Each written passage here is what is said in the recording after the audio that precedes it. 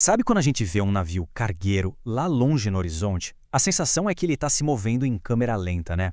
É uma coisa até estranha de se ver. Uma máquina daquele tamanho, com motores absurdamente potentes, e mesmo assim parece que está deslizando quase preguiçosamente.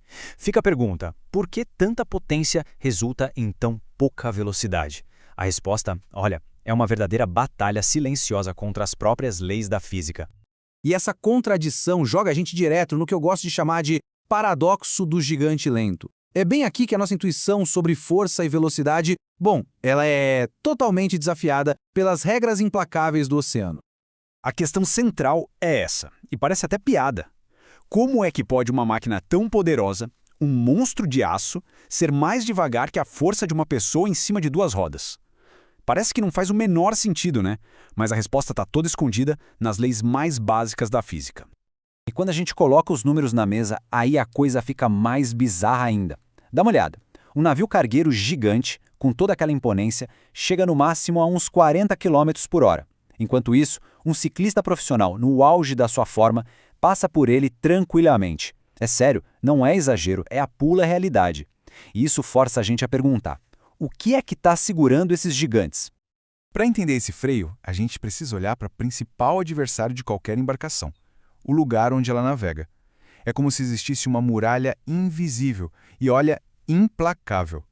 O problema todo começa com uma coisa que todo mundo já sentiu. A água é quase 800 vezes mais densa que o ar. É só tentar correr dentro de uma piscina para ter uma ideia da força que ela faz contra a gente. Agora, imagina o que é preciso para empurrar um monstro de aço de 200 mil toneladas contra essa resistência o tempo todo. A quantidade de energia é simplesmente absurda. E aqui é que o jogo vira. A resistência da água não aumenta de um jeito simples, linear, não. Ela cresce de forma exponencial. Como o gráfico mostra, se você dobra a velocidade, a resistência não só dobra junto, ela pode quadruplicar, até mais. É como tentar correr contra um vento que fica cada vez mais forte, até que ele vira, literalmente, uma parede de concreto na sua frente. Chega um ponto que não vale mais a pena o esforço.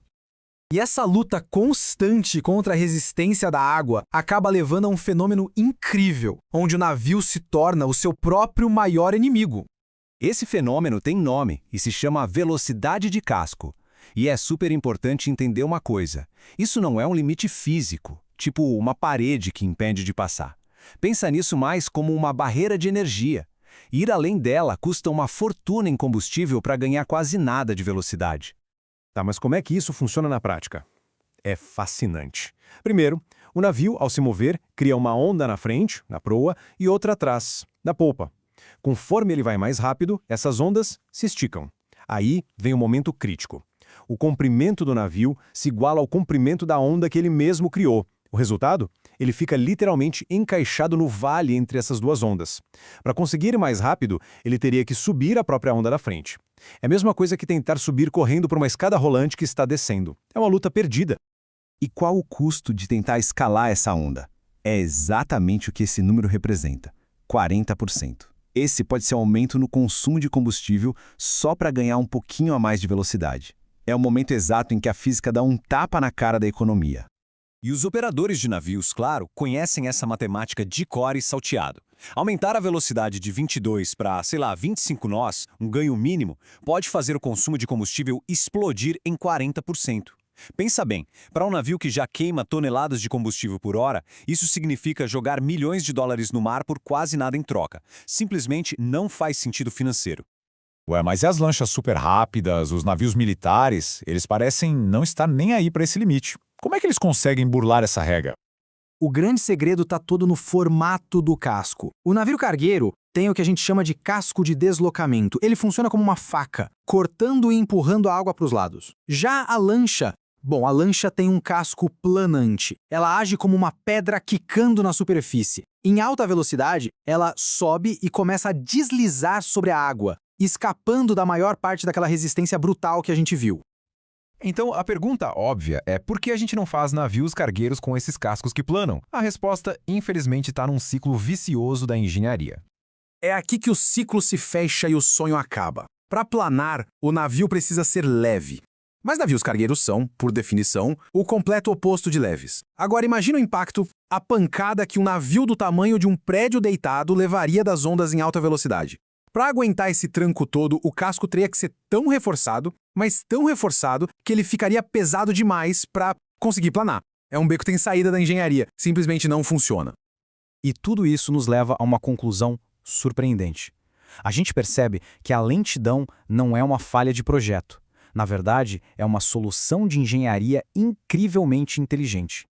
A verdade é que, na hora de projetar um navio desses, a velocidade máxima é a última coisa na lista de prioridades. O que importa de verdade, a prioridade absoluta, é eficiência de combustível, segurança e estabilidade. A lentidão não é um efeito colateral que eles não conseguiram resolver. É o preço que se paga de propósito para conseguir todo o resto que realmente importa. Então, da próxima vez que você vir aquele gigante deslizando devagarinho no horizonte, não pense em lentidão. Pense em inteligência. Pense num projeto que entendeu que é melhor cooperar com o oceano do que lutar contra ele. No fundo, é um balé silencioso entre a física, a economia e a engenharia, movendo o mundo todo uma onda de cada vez. Isso faz a gente pensar, né? Aquilo que a gente olhava e via como uma falha, a lentidão, é na verdade a solução mais genial.